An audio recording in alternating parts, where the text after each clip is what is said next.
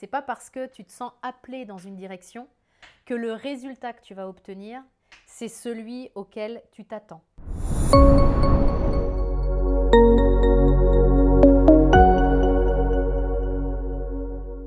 Une des choses qui nous freine le plus dans notre vie, c'est la peur de ne pas faire le bon choix. Tu es face à plusieurs options, mais tu as peur de te tromper. On nous a tellement appris depuis qu'on est gamin qu'il ne fallait pas faire d'erreur, il ne fallait pas se tromper, il vaut mieux ne pas bouger plutôt que de faire une erreur, que lorsque tu as plusieurs options, tu as peur de ne pas prendre la bonne et de ne pas faire le bon choix. Moi, je rencontre énormément de personnes qui me disent comment je peux être sûre de faire le bon choix. Et pour moi, cette notion-là, elle est biaisée. Elle repose sur le fait que tu as ce qui est bien et ce qui est mal. C'est blanc ou c'est noir. Et on vit dans ce monde-là. On vit vraiment dans un monde qui est très polarisé. Et le truc, c'est de comprendre, le vrai levier pour moi, c'est de comprendre que la réalité, c'est pas comme ça que ça se passe. Même si tu fais le mauvais choix, de toute façon, tu vas apprendre des choses, tu vas vivre une expérience. Donc pour moi, le truc, c'est pas le bon choix ou le mauvais choix. Tu as des choix qui sont justes pour toi. C'est-à-dire que tu sens que c'est comme ça que ça doit se passer. C'est ce chemin-là que tu dois prendre. C'est le chemin que tu prendrais si tu n'avais pas de peur. C'est vraiment celui où tu sens que ce serait super si tu pouvais prendre celui-là.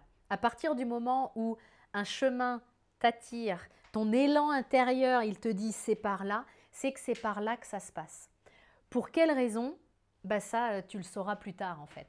Et ça, c'est important d'en être conscient. Ce n'est pas parce que tu te sens appelé dans une direction que le résultat que tu vas obtenir, c'est celui auquel tu t'attends. Il se peut que ça tourne mal, il se peut que tu sois déçu, mais ça ne voudra pas dire que tu t'es trompé. Ça voudra juste dire que l'expérience que tu es en train de vivre et que tu as vécue, il fallait que tu la vives pour ton évolution personnelle. Et parfois, il faut se prendre des claques, voire même souvent, il faut se prendre des claques, il faut être déçu, il faut vivre des choses hyper difficiles pour apprendre quelque chose qui te sera utile plus tard. C'est pour ça que je dis souvent que le mauvais choix, il n'existe pas vraiment. Finalement, si on réfléchit, un mauvais choix, c'est celui que tu regrettes, c'est-à-dire que tu ne l'assumes pas. Tu ne prends pas tes responsabilités vraiment en te disant c'est vrai, j'ai choisi ça, j'ai vécu cette expérience-là, je vais l'assumer pleinement. Il y a peut-être des choses que je vais avoir à réparer, il y a peut-être des choses qui vont me coûter cher, mais je l'assume, j'ai fait ça en pensant que c'était la bonne chose à faire et ça me permet d'en ressortir des apprentissages. Peut-être que ça va me permettre d'éviter une connerie encore plus grande plus tard. J'avais besoin de passer par là. Et c'est ça qu'on oublie souvent, c'est qu'on oublie que la vie, ce ne sont que des expériences. C'est pas le bien, le mal, c'est un mélange des deux en fait. Parce que même dans le truc le plus dur que tu as vécu, ça t'a amené du positif. Tu as eu des bénéfices. Oui, tu as eu de la souffrance et souvent l'ego ne regarde que ce côté-là. Mais tu as eu aussi des bénéfices et souvent ça, on ne le voit pas, donc on en déduit que c'était une mauvaise chose. Tu sais, les Québécois disent qu'il n'y a aucun flocon de neige qui tombe au mauvais endroit. Quand tu fais une expérience, c'est que tu avais à la faire. Et cette expérience-là, tu as besoin de la faire pour te rencontrer, pour te découvrir sous différents aspects. Alors, il y a des aspects de nous qu'on va aimer, puis c'était chouette, puis là, on va se dire « c'est un bon choix parce que ce que je vis, c'est agréable, ce que je vois, ça me plaît. » Puis il y a des côtés de nous où on les aime tellement pas que quand on vit une expérience qui nous amène à les voir, on se dit « je regrette, j'aurais pas dû faire ça parce que ce que je vois là, ça me plaît pas. » Ouais, mais il fallait que tu le vois.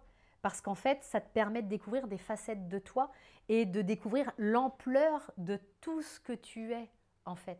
Donc ça, c'est important pour moi, à mon sens, ce qui nous aide le plus à être dans une dynamique de décision. Parce qu'évidemment, que si tu apprends à faire des choix qui sont justes, si tu sors de bons choix, mauvais choix, mais que tu écoutes juste ce que toi, tu as envie de te faire vivre et vers où la vie t'appelle, ta vie, elle est beaucoup plus dynamique parce que tu ne mets pas des années à prendre des décisions. Tu ne mets pas des années à réfléchir à ce que tu devrais faire. Tu le fais, puis point barre. Et ça donne une vraie dynamique dans ton existence.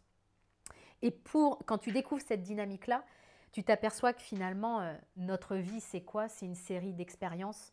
Et le but de chaque expérience, c'est de nous découvrir. C'est pour ça que c'est dommage quand tu n'es pas dans cette dynamique, puis quand tu es dans un espèce de statu quo dans ta vie, parce qu'en te privant de faire des expériences, tu te prives de découvrir certaines facettes de toi. Tu limites ton expérience humaine, tu limites ton évolution et tu es comme aveugle de certains côtés de toi qui seraient utiles à voir. Donc, pour moi, ce qu'il faut retenir, c'est que bon choix, mauvais choix, c'est pas comme ça que ça se joue. Même le pire choix que tu ferais aurait son lot d'avantages. Tu vas quand même apprendre quelque chose. Ce qui est important, c'est de prendre les bonnes décisions pour soi et de faire des choix justes.